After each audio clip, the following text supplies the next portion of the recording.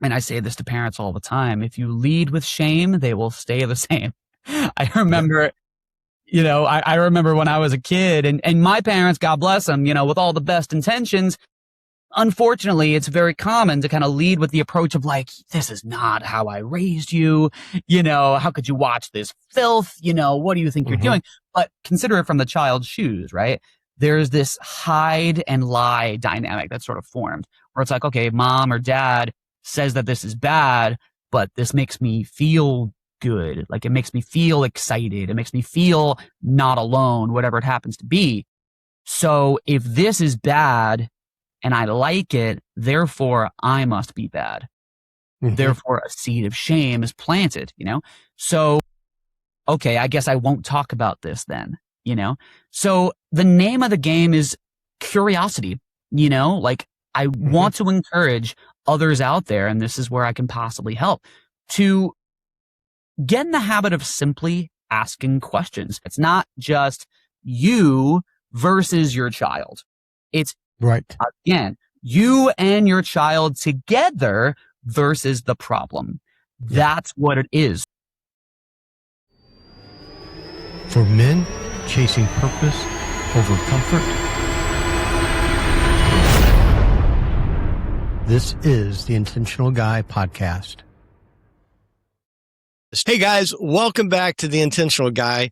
You can see I've got Chris Rogers on screen with me today, and I'll tell you up front, we're talking about pornography, specifically how to help our son fight a battle a lot of us all know too well.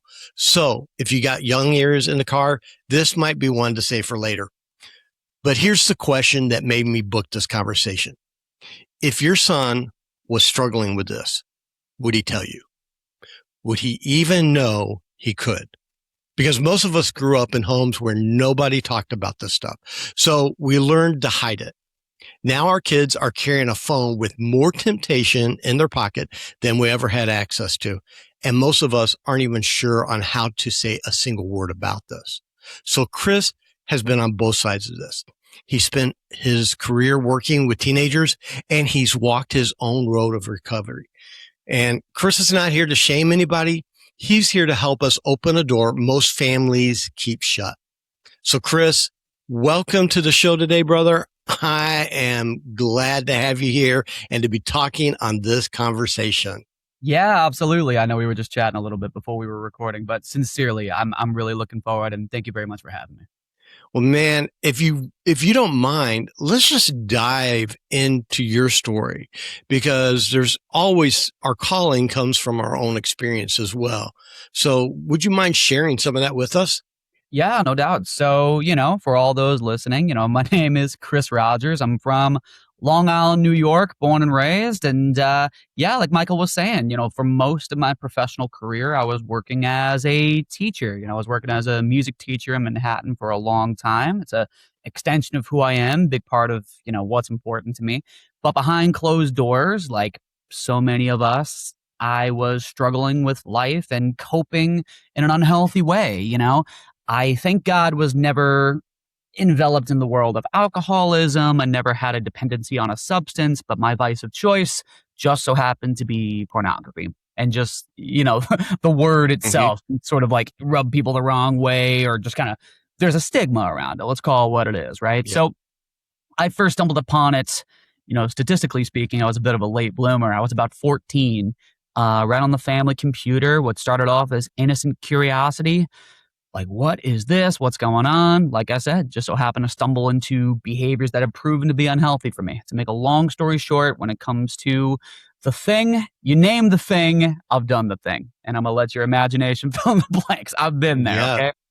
And, down the line, I eventually found a program and found a system that absolutely met me where I was at after trying to willpower my way through my own recovery process, white knuckling it, and just really just my form of recovery was just beating myself up until I got to where I wanted to be, And if I fell, it's like I was at level 1 of the video game all over again, starting from scratch, really low self-esteem. But in the middle of the pandemic, I found a program that really spoke to me, and now I work alongside them. I'll shout them out. The company's called Elevated Recovery. And what I do today, I became so immersed in that community. Now I do this professionally. Like I coach men full time that are high performing professionals and struggle with an out of control behavior behind closed doors. But given my specialty and my experience with working with students in middle school and high school, that's my jam. Like that's my demographic. These are my homies, right? Like Hmm. I, I know how to interact with this kind of community without patronizing, without pandering, just given my experience level. I'm able to combine both of those worlds, being able to combine the teaching hats with the recovery hat and blend them together into, without trying to be over the top, what I sincerely consider my magnum opus, which is a program that I built called Rebooted Teen. And I'm sure we'll talk about that, eventually. But yeah, that's a little bit of where I come from. Well, and like I said in the opening, uh, it's, man, it's a difficult conversation, right? It's a difficult conversation. And as a parent, we have to be cognizant that in today's world, our teenager boy, our teenage sons, they are enamored with this. I mean, the algorithms hit them, the curiosity. So we're just fooling ourselves um, if we don't think that. But let me ask you, if we think our son's having a problem with this, I wouldn't even know where to begin. I'll Mm. be honest with you. I know where to talk to men and I can do that, but with a young person, uh, and dealing with puberty and shame and who wants to talk to your dad about this? I mean, really. So how does a dad approach this? I mean, there's certainly not one singular approach, but I think you really hit it on the head. I mean, and let's also call it what it is. Odds are pretty high that, if you're a man in the 21st century, odds are high that you have some sort of history to sexually compulsive behaviors yourself. And when you notice your son dealing with something similar, you suspect that they are, it can feel a little troubling, completely understandable, where your method kind of goes from, do as I say and not as I do, you know? Right. So it can be very common to feel a bit of like a hypocrite, Right. but ultimately, what can you do? I had a mentor share with me something that always sticks with me. And the phrase is, you can't protect a heart that you haven't reached. Mm, And truly, I mean, like you said, if someone you're talking to is 27, you'll be able to maybe have a more sort of rationale based conversation like, okay, do this. Here's what you can do. Call me if you need anything. But if the person you're interacting with is 10, we have to understand that they're not ready for that type of conversation yet. All a child wants to know is, am I safe and can I trust you? It will look like various things, but at the end of the day, all you can do as a father or a guardian, like if you have a young person in your life that you suspect is struggling with a sexually compulsive behavior, before we get into the nuance of exercises and tools and coping strategies, we'll get there. But the priority of the matter is answering those questions. Am I safe? And can I trust you? I mean, we'll dive into the nuance, but the heart of the matter is starting right there. I mean, one other thing to keep in mind, and I say this to parents all the time, if you lead with shame, they will stay the same. I oh, yeah. remember, I remember when I was a kid and my parents, God bless them, with all the best intentions, unfortunately, it's very common to kind of lead with the approach of like, this is not how I raised you. How could you watch this filth? What do you think you're doing? Hmm. And you mentioned this in your intro, and I totally agree. Through that type of conversation, I mean, consider it from the child's shoes, right? There's this hide and lie dynamic that's sort of formed where it's like, okay, mom or dad says that this is bad, but this makes me feel good. Like it makes me feel excited. It makes me feel not alone, whatever it happens to be. So if this is bad and I like it, therefore I must be bad. Hmm. Therefore a seed of shame is planted, you know? So, okay, I guess I won't talk about this then, you know? So the name of the game is curiosity, you know? Like I Hmm. want to encourage others out there, and this is where I can possibly help, to get in the habit of simply asking questions because it's not like our behaviors fall from the sky. They don't come out of Right. nowhere. So even if like yeah, there's things about pornography that are questionable at least and controversial at worst, it's, you know, what leads you there? Like what do you get out of this? What are you looking for? Like beginning those types of conversations to hopefully build up the skills to have your child in a way kind of become an expert at themselves with enough practice in asking questions. You're training your child to get curious about their own behaviors. You follow through with a lesson that again, my behaviors don't just poof like magic. Like the feeling will oftentimes inform the behavior. So really getting curious about that and leading with a shame-free, am I safe and can I trust you attitude is truly the place to start. And I like that because knowing this, dealing with adult men, pornography is usually the symptom of something else.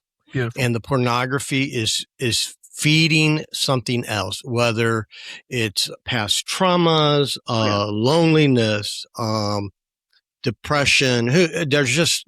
There's lots of different things that it's a symptom of, right? Yeah. So I always say you got to know your kid. No one should know your kid better than you. But the truth is, our kids also know how to hide things from us really well, as we're just good at that as Oh, kids. yeah. So let me ask you, what are some red flags maybe that a parent should watch for to see if their kid is involved in something like this?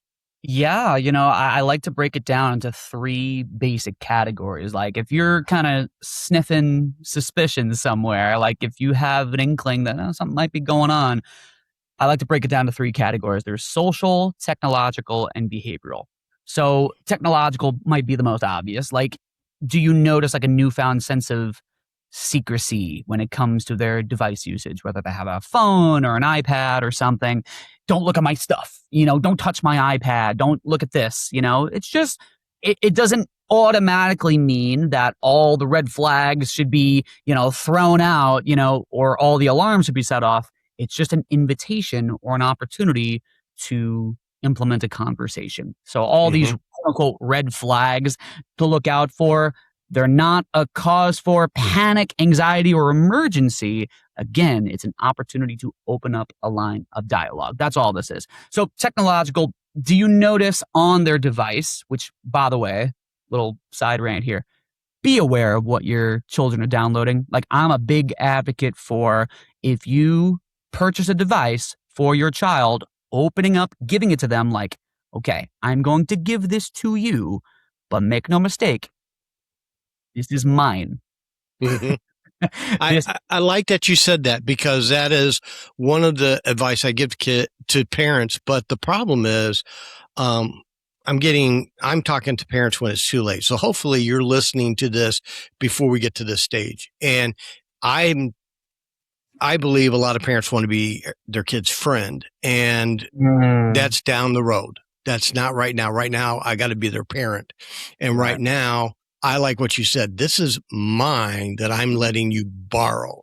Therefore, if we have to understand the phone today has more stuff than it had 5 years ago. In Yes. just 5 years, the changes are astronomical. The Hmm. apps are so dangerous now. So, you know what? If that means childproofing your child's phone and they can't download an app without your permission, okay, are they going to like it? No. Should you really care? No. Not really, because it comes back to what you said. Because I think it's they want to feel safe, and do you trust them, right? And Right. I think it's our job to say, I'm not doing this because I don't trust you. I'm doing this because I don't trust what's out there.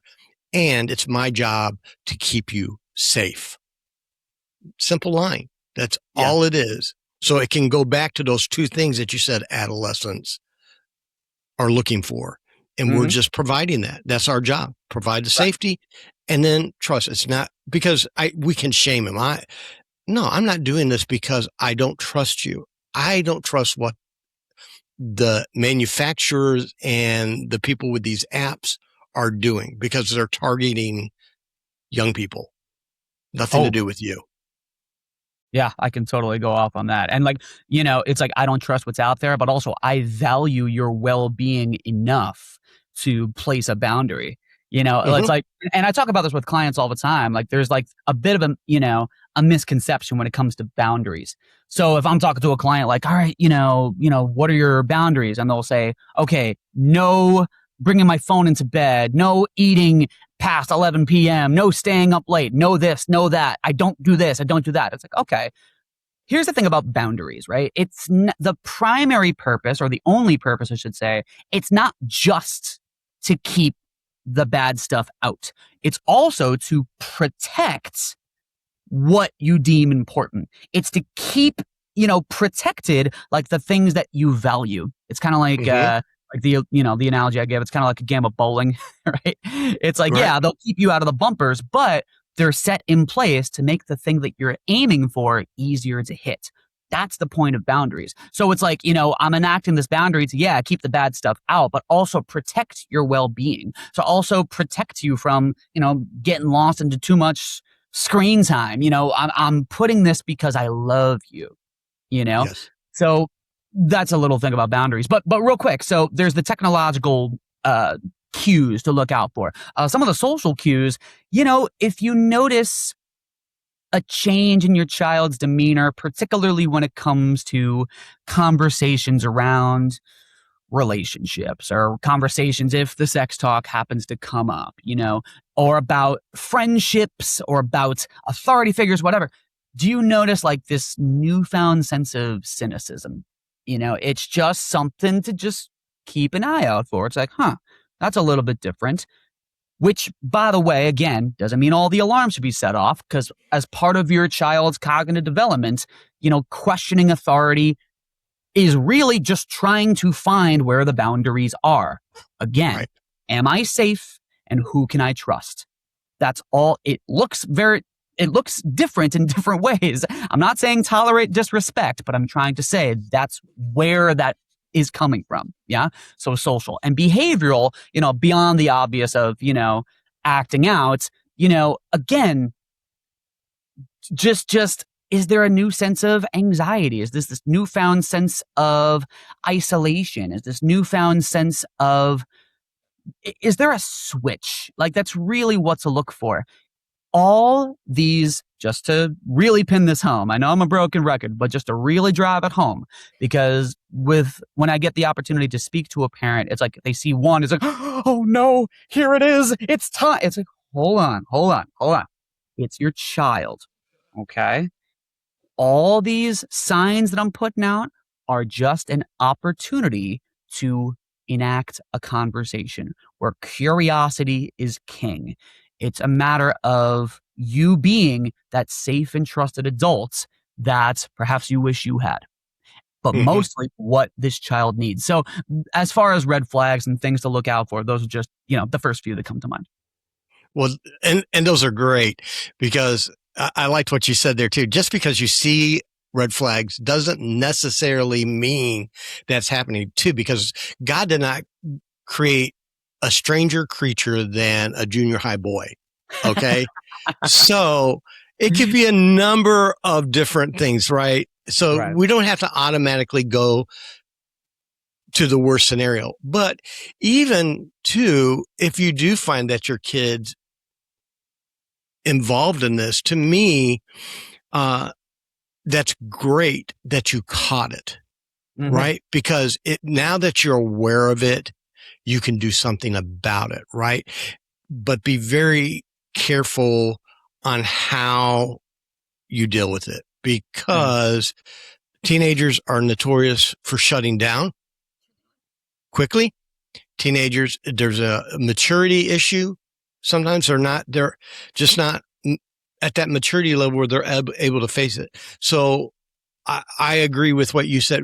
Let's not go at it with shame and shaming them, because all that's going to do is reinforce probably what's feeding the desire to watch this, right? Oh yeah. So we got to be careful with that. And my thing is this: you don't have to be the one to fix it.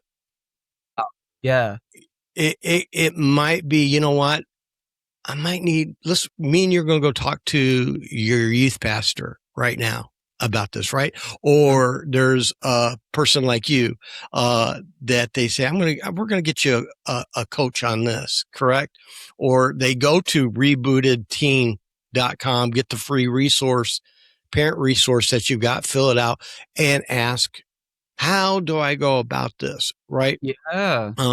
The one thing that I've learned in helping men, and I think it's true with our kids too, it's not my job to fix them. It's God's. I can't fix anybody, and I'm not going to be able to fix my child. What I'm going to end up doing is probably casting more shame on them.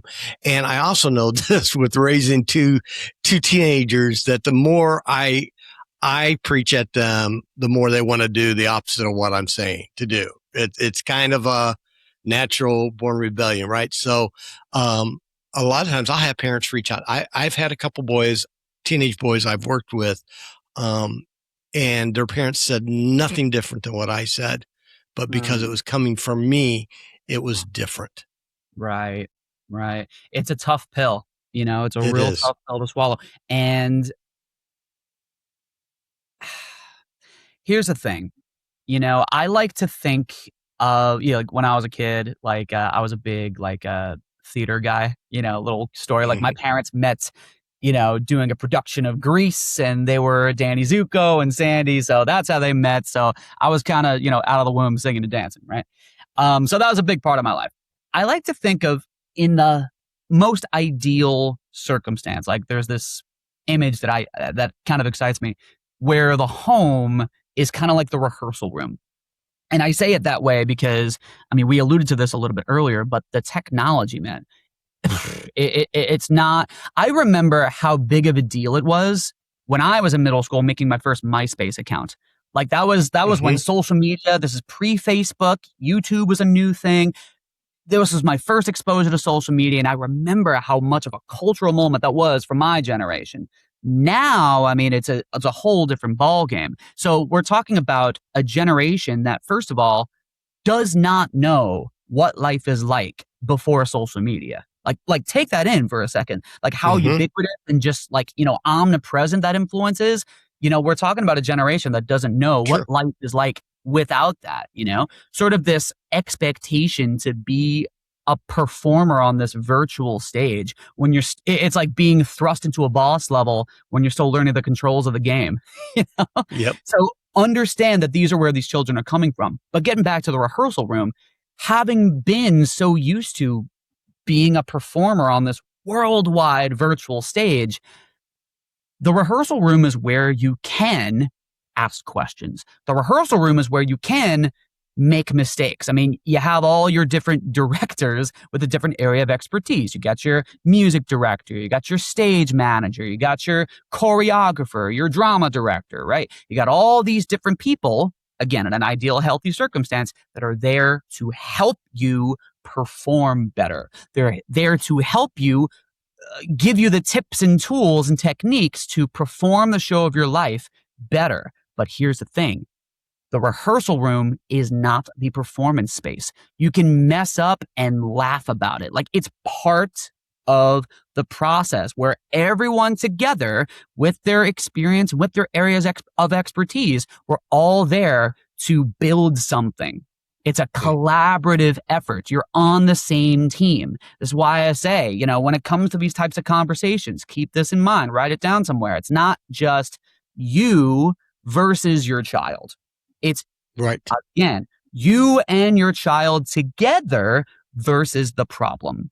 That's what it is. So that, again, with all the work that's done at home, it's kind of home based. Literally, when it is time to perform, to do what your child does, they are prepared. Right. They've done the work. They've learned the choreography. They know their lines, they know the songs, whatever it is, they're prepared. So Well, really, sorry, go ahead. I think it goes back to what you said too earlier, that uh, we value them. And I think a lot of times our kids don't know how valued they are by us.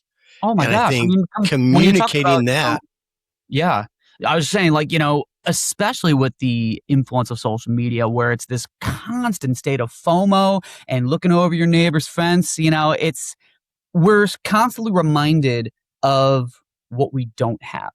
We're mhm, constantly reminded of what we're not doing. And again, my heart goes out to this generation. And when I say this generation, I'm literally talking about the people that are probably in middle school and high school right now. Okay. A generation that is more stimulated than ever, a generation that is highly more anxious than ever. Like, there was a stat that was came out last year, like more than 61% of Gen Z has been diagnosed with some sort of anxiety disorder. mm, That's not good. nope, Something's going on, and with the omnipresence of, smart technology, iPads, smartphones, whatever, it's no wonder that, children are being exposed to porn at a younger and younger age. oh yeah, You know, so there's a lot to be said as far as a child simply not knowing. Again, it might seem like once you've matured and you have some life experience and you have that breakthrough moment, it's like, yes, I am valuable. Like, I have been built with, not of a spirit of fear, but a power of love and a sound mind. But the truth is, that's a lesson that needs to be taught, oh, that needs 100. to be demonstrated, So that's really what the mission is.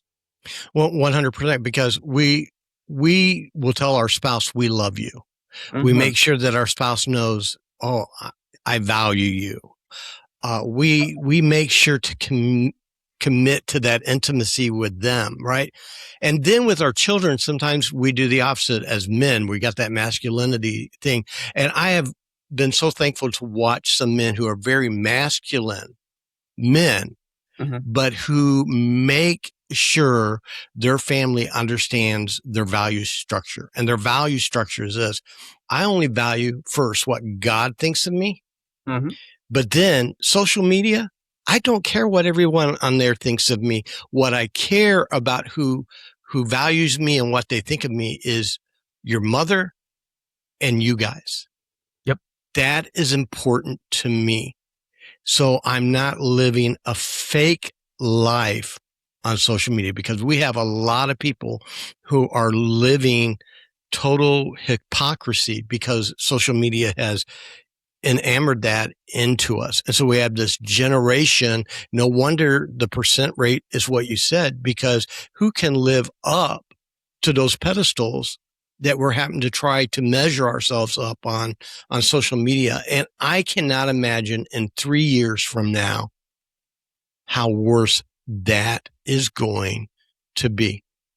Yeah, and it really calls to mind, just the simple yet profound value of conversation, particularly about that lesson. You know, you're built, you know, to connect. You're built with a purpose. You're you know what I used to tell my students? It's like, using the word perfection kind of like, tickles my ear because one, taking it to the personal for a moment, I 100% know what that's like. Even pre social media, right? I mean, we all remember the feeling of where do I fit in? Who's my clique? Who can I trust in the high school cafeteria? Mm-hmm. But now you take that type of state and multiply it by about 1,000,000,000,000,000,000,000. Like, that's what we got going on. But not to be completely hyperbolic, this is, a conversation like this is so valuable. And again, I'm really appreciative that we connected, but it really is like a drop in the ocean, But Oh what yeah. I used to tell my kids on that thing of perfection, I was a music teacher, right? So let's say, someone was struggling with trying to sing a song well or whatever. They were concerned about their voice cracking or whatever. So I would tell them, okay, you ever see a show on TV or a clip on YouTube or something of, a show like American Idol or, America's Got Talent or The Voice or whatever? And they were like, yeah, I've heard of that. I was like, okay, cool. you ever see somebody on stage just like singing a song and all of a sudden they just get so wrapped up in it, they just start crying, just start getting really emotional and start crying. And some might say, yeah, I've seen something like that before. I'm like, okay, cool. So, for all intents and purposes, they're not sounding very good. Their voice is cracking, they're straining, maybe they're so lost in emotion that they like forget the words or whatever. But you notice how the audience is responding. They're all on their feet going like this. No one's like, boo. And I'm like, why do you think that is? The lesson that I would oftentimes tell my kids is it's this innate human thing that despite what you might see on social media or movies or whatever, people would rather see something real than something Mm-hmm. perfect.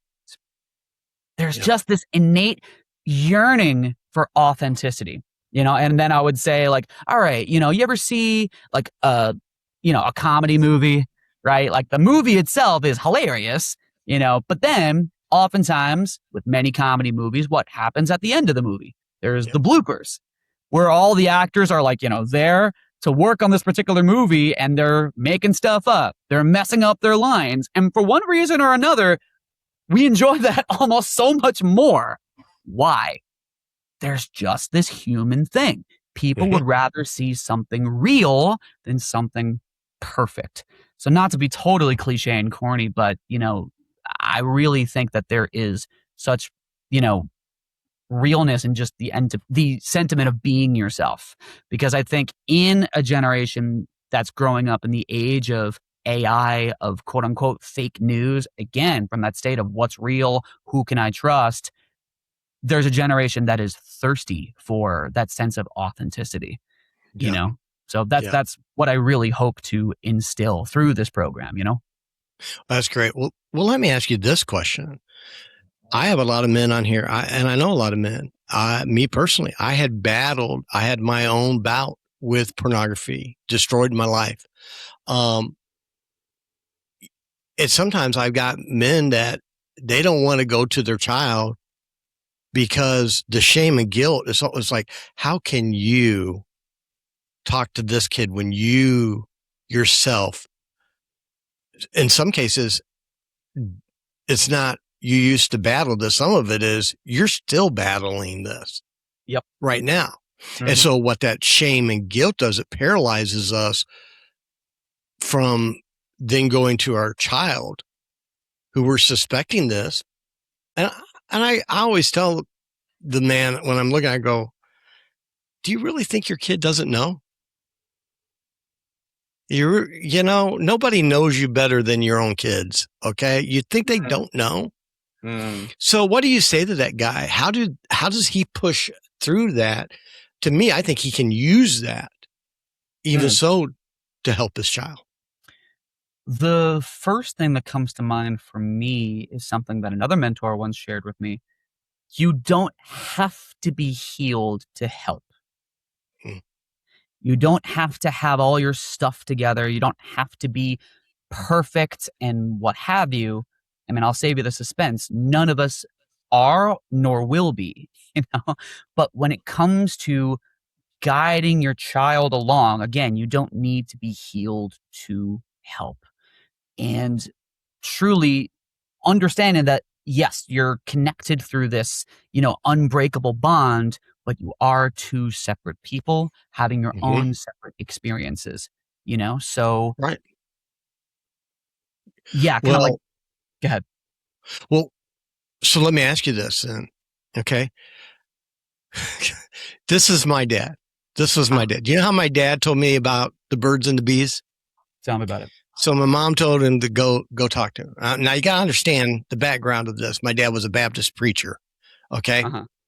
So my dad tells me that the birds sting you and go, no, wait.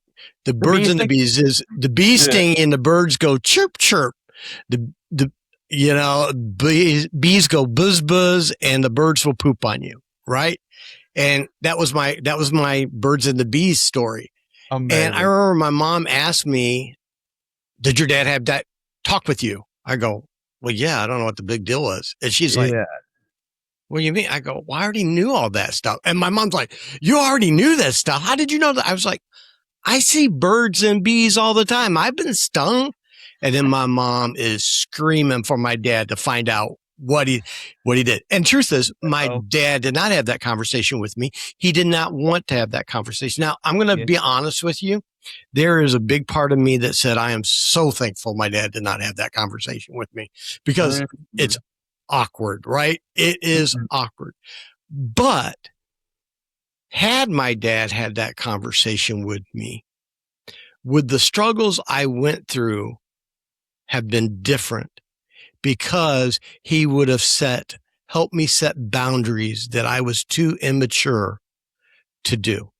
Yeah, no, I love that you shared that. And there's a lot that I can relate to. Not the exact story, but no, honestly, there's what comes to mind. Well, let me just say this. When it comes to these types of conversations, understandably, yeah, they can be awkward. It for whatever reason, whether someone gets wrapped up in, a sexually compulsive behavior, whether it's sex itself or masturbation or porn, just like any of those words are just kind of like kryptonite to, we do this impression of people that have never heard those words before. For whatever Right. reason, just this thing. I can go in front of a group of people and say, due to the power of God and his grace and his overwhelming mercy, I no longer have an attachment to alcoholism. And people will cheer, yeah.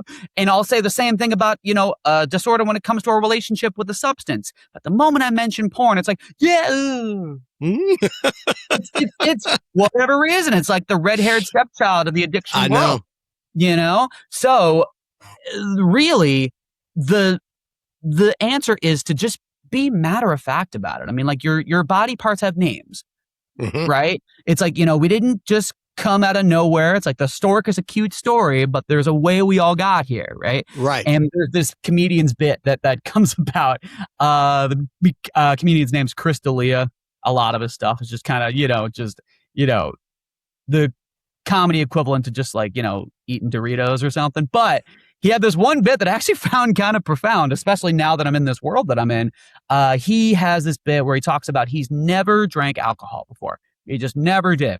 And all of his friends who are comedians assume, it's because you had a problem. And he was just like, no, I just straight up was never interested, never wanted to do it. And people were asking him like, why? Just out of curiosity, why?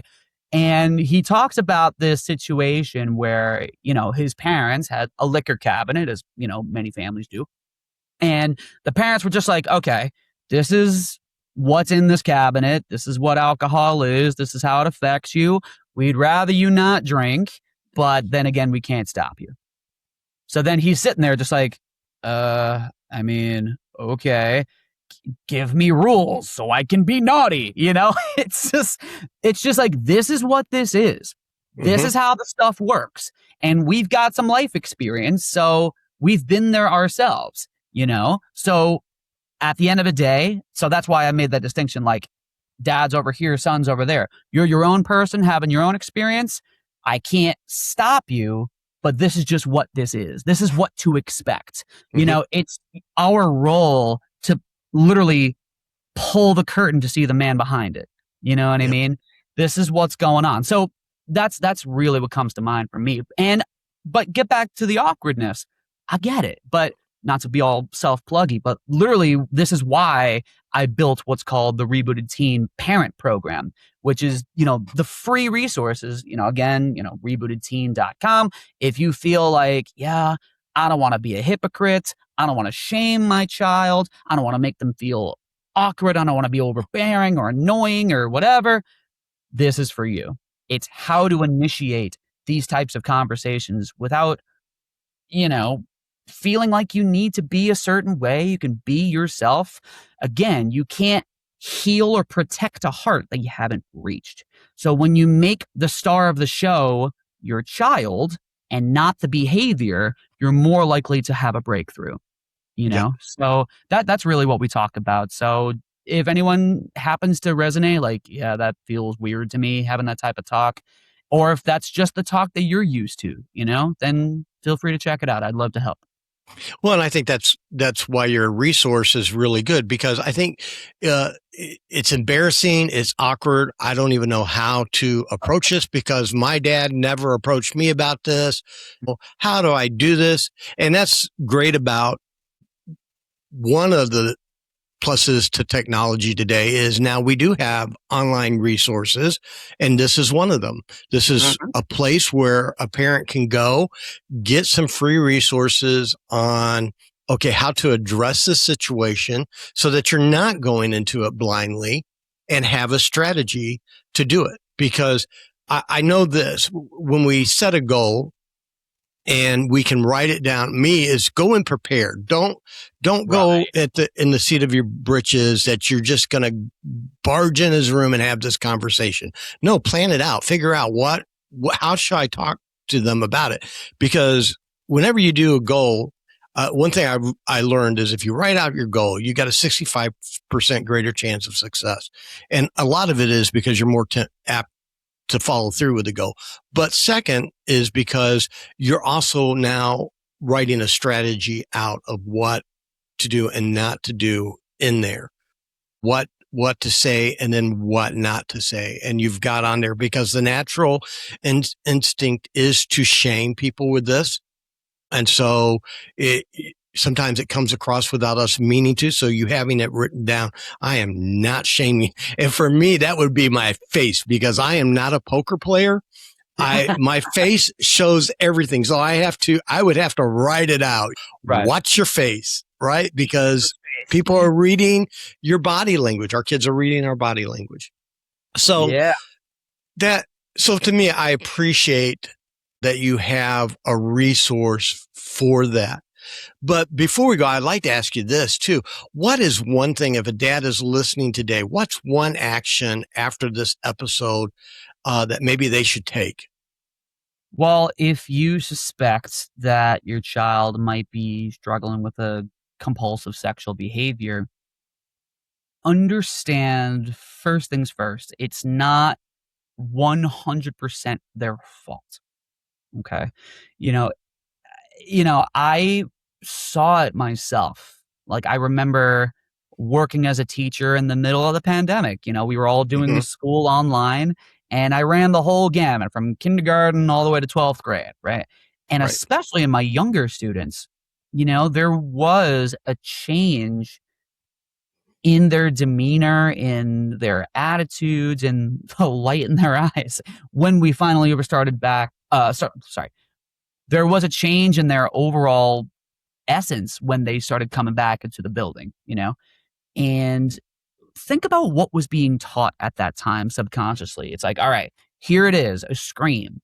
Everything you could really ever want or need. Here's what school is going to look like. Here's where it is. Here's where your family can be found. Here's where connection with your friends can be found. Here's where you can express yourself. Here's entertainment. Here's all the information you could ever really want or need. Again, it's like we can say, oh, just read a book, oh, go outside. It might not compute, only because this is the culture and the world that they were born into.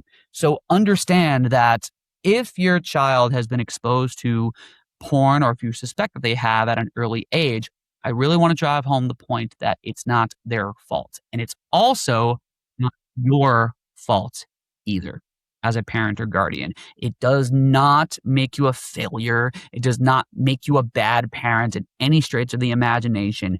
If anything, where we see a problem, we have the opportunity to reframe it as an opportunity. That's really what it is. So if you take anything away from this conversation, I hope that it resonates. But if I could just emphasize one major point, curiosity is a superpower. It truly, truly is. And if we want to, just like Michael said, get to know your child better than you know anything else virtually, it will require asking some questions. It will require breaching your own comfort zone. Do I want to know? You can be as direct. I will never tell a parent how to be a parent. That's not my job. I'm a Right. coach, right? I'm not going to tell you how to be a father, but what I can show you are different resources, different tools, different techniques that can make that conversation more smooth, more fluid, and more natural, you know? So if I can help in any way, again, rebootedteen.com, you can find the free parent program. It's my gift to you. It's free. And if you feel it's the right move after implementing a lot of this stuff and getting engaged in our Facebook community and whatnot, like if you feel it's the right move, certainly consider enrolling your child into the Rebooted Teen program. But one final thing that you can start implementing right now in the age of influencers, in the age of, everyone's trying to be an influencer. I want to just encourage somebody to walk in the confidence that you are your child's original influencer. You Mm. really, really are. And that might sound like pressure, like, oh, I need to be perfect and I can't let them down. I'll spoil the ending for you. You're going to let them down. You're going to say the wrong thing at the wrong time. You're going to slip up. That's okay. You're human just as much as your child is. It's both of your first times being a human being. Okay. So if I think I have a little extra grace in my pocket. Here you go. Here is some grace for you. Now give it to yourself, because when it comes to demonstrating to your son how to be compassionate to the parts of you that might be feeling lonely or isolated or needing that release of some kind. If we can't be compassionate with ourselves, we'll have a harder time demonstrating that and teaching that to someone that we love, you know? So it's okay. It's not the end of the world. And I believe if you're listening this far into the show, clearly you care and you're yearning for resources and conversations from people that have been there ourselves. We both have, and we get it. So compassion, curiosity is the name of the game, and understand that you are your child's influencer. That doesn't mean pressure. That means presence. That's really all you have to do. Is your child safe? Can they trust you? When you have the answers to those questions, the rest of it will become a lot easier. Well, Chris, thank you, brother. This was a well-needed conversation. And guys, if this episode hit home for where your son might be right now, go to rebootedteen.com and grab your free parent resource. And if it hit home for you, don't carry this alone. Take it to somebody. Find a Celebrate Recovery near you. Take one step. And until next time, just keep being intentional. Thank you all.